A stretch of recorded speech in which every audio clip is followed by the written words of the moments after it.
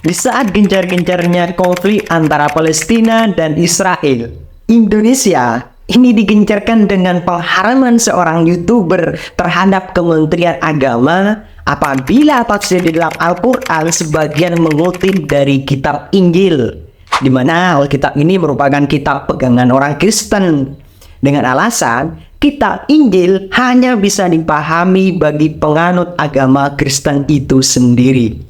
Siapakah dia? Ya, kalau bukan Elia Miron. Akhir-akhir ini, nama YouTuber tersebut mencuat di media sosial dengan sok kritisnya dia terhadap agama, ya khususnya agama Islam. Dia mengkritik Al-Quran bahwa tafsir pada ayat-ayat di dalamnya perlu adanya reformasi.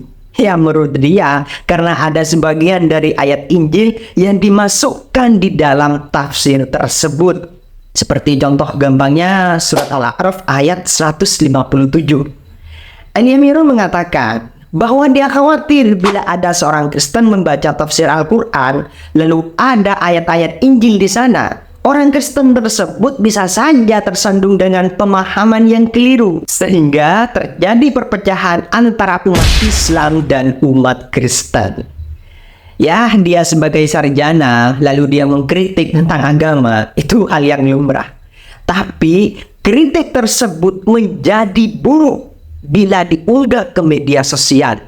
Karena itu menuai kontroversi antar umat beragama, khususnya agama Islam dan Kristen. Apalagi sampai meminta kepada Kementerian Agama untuk mereformasi tafsir ayat-ayat yang ada di dalam Al-Quran. Sungguh, ini perbuatan yang kurang etis. Karena mestinya sebelum mengeluarkan statement, dia perlu konsultasi dulu kepada ahlinya.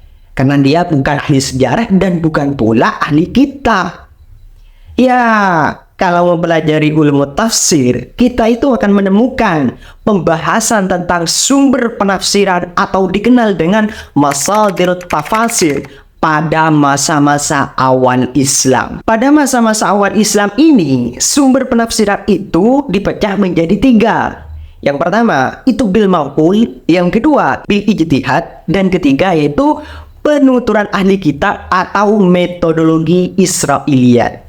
Nah, contoh gampangnya yang penafsiran dengan bil maqul itu menafsiri Al-Quran dengan ayat Al-Quran yang lain, atau bisa saja menukil atau mengutip dari hadis dan bahkan tafsir sahabat Nabi.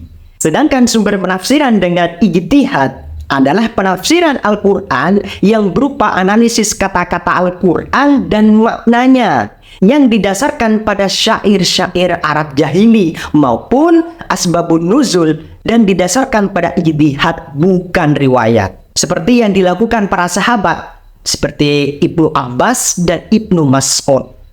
Dan untuk sumber penafsiran yang disandarkan pada para ahli kitab atau dikenal dengan metodologi Israiliyat, yaitu khususnya berkaitan dengan cerita-cerita yang terdapat dalam Al-Quran. Hal ini disebabkan oleh beberapa faktor. Yang pertama, itu adanya kesesuaian antara Al-Quran dengan Taurat dan Injil di dalam beberapa permasalahan. Ingat, seperti dalam penjelasan kisah-kisah para nabi dan umat-umat terdahulu. Nah, yang kedua, metode yang digunakan Al-Quran di dalam menjelaskan kisah-kisah dalam Al-Quran itu sifatnya global, artinya kurang perinci. Berbeda dengan Taurat dan Injil yang menjelaskannya dengan lebih rinci. Sehingga para sahabat itu menganggap perlu bertanya kepada para ahli kitab. Meskipun demikian, mereka itu tidak serta-merta menerima informasi dari para ahli kitab tersebut tanpa melakukan kritik terhadapnya. Dalam artian, mereka hanya menerima informasi yang sejalan dengan akidah dan tidak bertentangan dengan Al-Quran. Kemudian, tradisi seperti ini itu terus berkelanjutan hingga masa tabi'in dan masa-masa sesudahnya. Kemudian lanjut sampai pada masa modern, bahkan telah mengalami perkembangan yang signifikan. Mereka merujuk pada cerita-cerita Israiliyat dalam menafsiri Al-Quran itu didorong oleh beberapa faktor.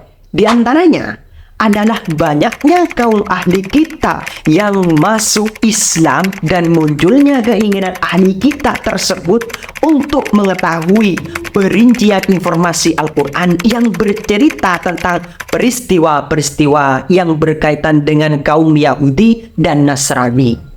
Ingat, saya tegaskan lagi, ini ahli kitab loh, bukan sembarang orang yang mau meneliti Al-Quran. Beberapa contoh itu dapat ditemukan dalam penafsiran At-Tabari dan An-Nasafi.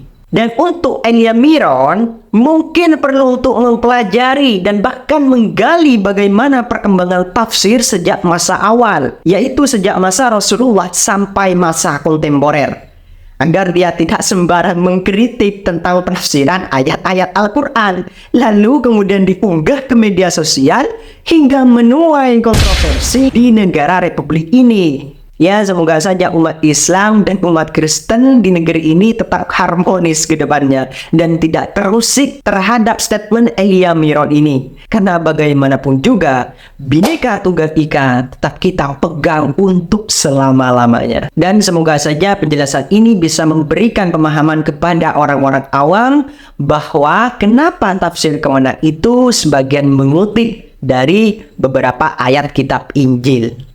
Semoga video ini bermanfaat buat teman-teman. Baik, akhirul kalam. Assalamualaikum warahmatullahi wabarakatuh.